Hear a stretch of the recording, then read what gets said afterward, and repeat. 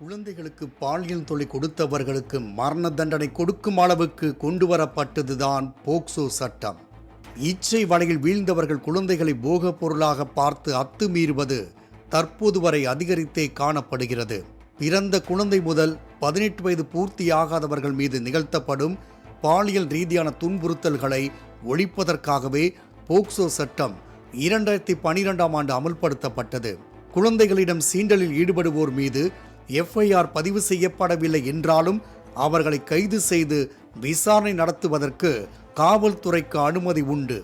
அவ்வாறு போக்சோ சட்டம் பதியப்பட்டதை தொடர்ந்து விசாரணை மிகவும் ரகசியம் காக்கப்படும். இதற்கென தனி நீதிமன்றங்கள் அமைத்து அங்கு சிறுமிகளை ரகசிய அறையில் பெற்றோரின் முன்னிலையிலேயே விசாரணை நடத்தப்படும். இந்த விசாரணை முடிவில் குற்றம் நிரூபிக்கப்பட்டால் அவர்களுக்கு சட்டப்பிரிவு 7 மற்றும் 8 படி 3 ஆண்டுகள் முதல் 5 ஆண்டுகள் வரை அபராதத்துடன் கூடிய சிறை தண்டனை வழங்கப்படும். அதுவே பெற்றோர், பாதுகாவலர், ஆசிரியர், பொறுப்புள்ள அதிகாரி போன்றோரால் பாலியல் தொல்லை ஏற்பட்டால் சட்டப்பிரிவு 9 மற்றும் 10 படி குற்றவாளிக்கு 5 ஆண்டு முதல் 7 ஆண்டுகள் வரை தண்டனை விதிக்கப்படும். குழந்தைகளிடம் நேரடியாக அல்லாமல் செய்கைகளின் மூலம் தொல்லை கொடுப்பது, செல்போனில் ஆபாசமாக பேசுவது, பாலியல் இச்சைக்கு அழைப்பது என இவ்வாறான செயல்களில் ஈடுபடுபவர்களுக்கு சட்டப்பிரிவு 11 மற்றும் 12 படி அதிகபட்சம் 3 ஆண்டுகள் சிறை தண்டனை விதிக்கப்படும். இது மட்டுமல்லாமல் தனக்கு சிறு வயதில் யாரேனும் பாலியல் தொல்லை அளித்திருந்தால் அதை பற்றி எந்த வயதிலும் புகார் அளிப்பதற்கு உரிமை உண்டு. குற்றம் நிரூபிக்கப்பட்டால் எந்த வயதிலும் தண்டனை விதிக்கப்படுவதும் நிச்சயம். இவ்வாறு குழந்தைகளின் நலனை காக்கும் வகையில் சட்டங்கள் விதிக்கப்பட்டு தீவிரப்படுத்தப்பட்டாலும் பல சம்பவங்களில் குற்றவாளிகளுக்கு தண்டனை முழுமை அடையாமலேயே உள்ளதாக கூறப்படுகிறது. அதாவது போக்சோ சட்டத்தில் வந்துட்டு ஒரு குழந்தைய பாலியல் வன்புணர்வு பண்ணுறது, குழந்தையிடம் வந்து பாலியல் சீண்டல்கள் செய்வது, குழந்தைகிட்ட வந்து ஒரு செய்கை மூலமாகவோ இல்லை ஒரு ஆண் இருக்காங்கன்னா அவங்களுடைய பாடி பார்ட்ஸை காட்டுறது, ஒரு செய்கை மூலியமாக இல்லை பாட்டு பாடி அவங்கள வந்து பாலியல் ரீதியாக வந்து குழந்தைய அழைக்கிறது, இந்த மாதிரி விஷயங்கள், அவங்கக்கிட்ட வந்துட்டு செக்ஷுவல் வீடியோஸை காட்டுறது, இந்த மாதிரியான விஷயங்கள் எல்லாமே போக்சோவில் வரும். போக்சோ சட்டத்தில் கைதானவர்களுக்கு பெரும்பாலும் ஜாமீன் மறுக்கப்பட்டாலும் ஒரு சில வழக்குகளில் விதிவிலக்காக அமைகிறது.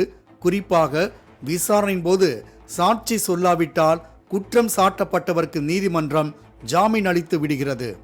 அது போக்சோ சட்டத்தில் மக்களுக்கு புரிதல் இருக்கிறது தான். அதாவது என்னென்னா, போக்சோ வந்து இப்போ தனியாக அதை வந்து விசாரணையும் ரொம்ப சீக்கிரமாக முடிஞ்சிருது, தண்டனைகளும் ரொம்ப கடுமையாக இருக்கிறதுனால இது வந்து மக்களுக்கும் ஒரு விழிப்புணர்வு இருக்குது. அதாவது போக்சோ சட்டத்தில் வந்து இந்த மாதிரி நம்ம ஏதாவது தவறு பண்ணிட்டோம் அப்படின்னா நம்மளுக்கு இந்த தண்டனை இருக்குது, பெயில் கிடைக்கிறது கூட கஷ்டம் அப்படின்றது இருக்குது.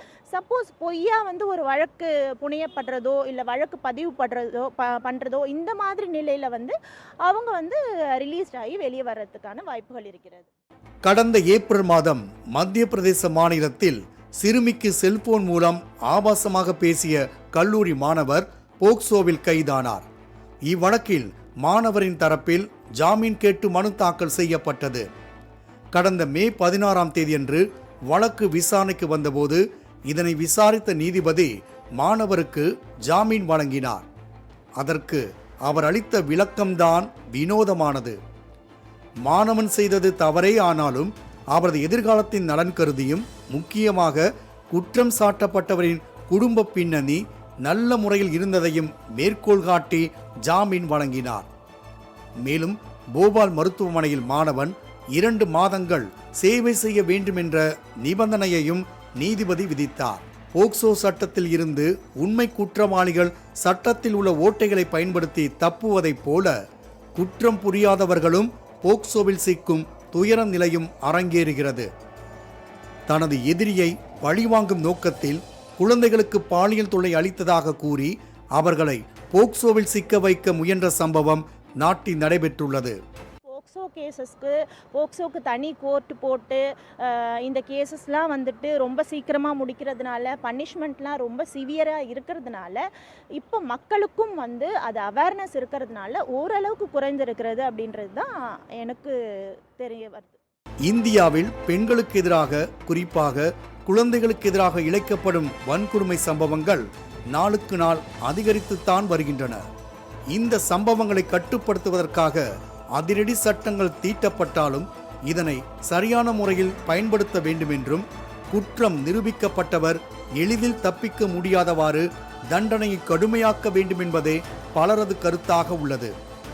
துளிர்விடும் பூக்களை பாதுகாக்கும் வேலியை பழிவாங்கும் நோக்கில் பயன்படுத்திக் கொள்ளும் களைகளை பறிக்க வேண்டியது அவசியம். மாலை முரசு செய்திகளுக்காக செய்தியாளர் கிருஷ்ணமூர்த்தி.